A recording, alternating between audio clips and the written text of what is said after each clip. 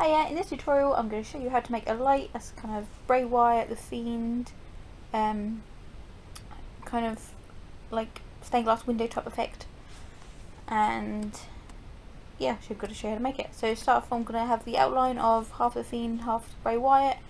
I'm going to put some thin plastic over the top of it. So it's a plastic sheet. I'm going to stick that down with masking tape underneath the plastic. And get some 3D black puff paint, so you can get this in craft stores, or I got mine from Poundland, only £1. You can get this some that is 3 for the price of 2 and stuff. I think it's the range that does that. And I'm basically going to go over all the outlines with this black puff paint, or 3D craft paint, whatever you want to call it. This will take time, but you'll then have to let it dry, and then we're going to use some paint to colour in the rest.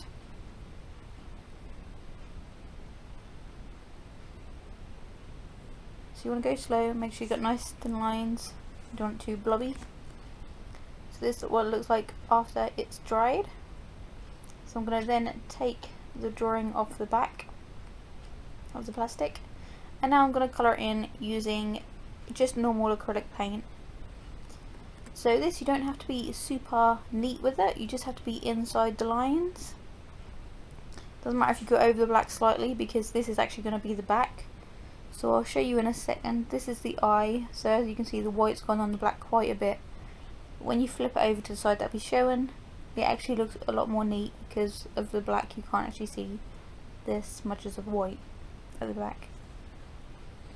So you're just going to colour this all in with paint. Some colours will need a couple of coats because they come out thin, like so like his skin colour. That one did need a couple of coats.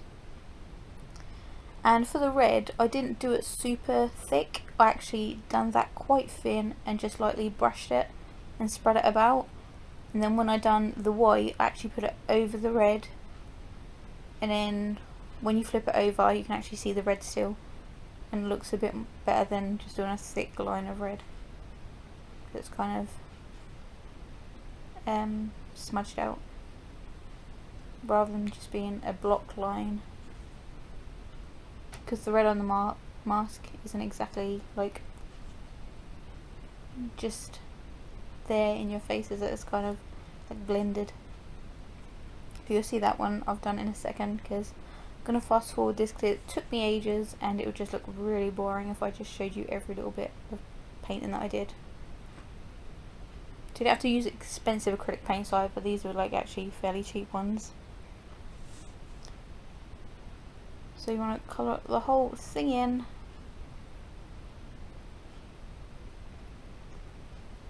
Just take your time and then let it dry. So this is what the back looks like. When you flip it over, there you go, it looks a lot better.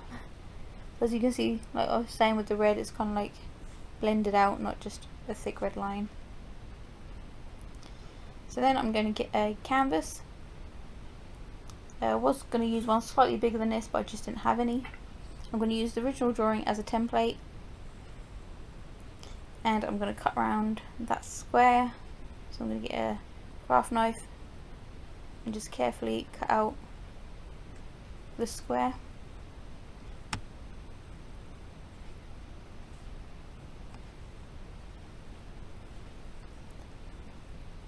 Then I'm going to place this on top just to get the size, and I want to cut the plastic just smaller than the canvas, so I want it bigger than the hole obviously, but smaller than the canvas. Then you have to bend it and slide it in between the wooded part of the canvas and the actual canvas part, if that makes sense. It will be a bit fiddly, but you can get there. Just slide it in front of the wood bit. Then you want to paint the canvas, the outside of it, black. You can do this before you actually put the plastic bit inside. But if you do get a bit of black paint on the plastic, it doesn't really matter because this is the front, so you've got no other paint on there, and you can easily just wipe it off and it won't affect it, because the paint on the plastic is actually on the back and you can't see it. So you need to leave that to dry. Then I get a Posca pen, a red one, and I'm just going to write around the edge, let him in multiple times. If you don't have one of these pens or any other paint pen, you can use white gel pens. Just write that on there, then once that's dried, go over it with a red pen, and that shows up just as well. So I'm going to write this over and over around the outside. Then I'm going to grab another canvas and one of these lights where you just put it in, hit it in the middle and it turns on, or you can actually use one that comes with a remote.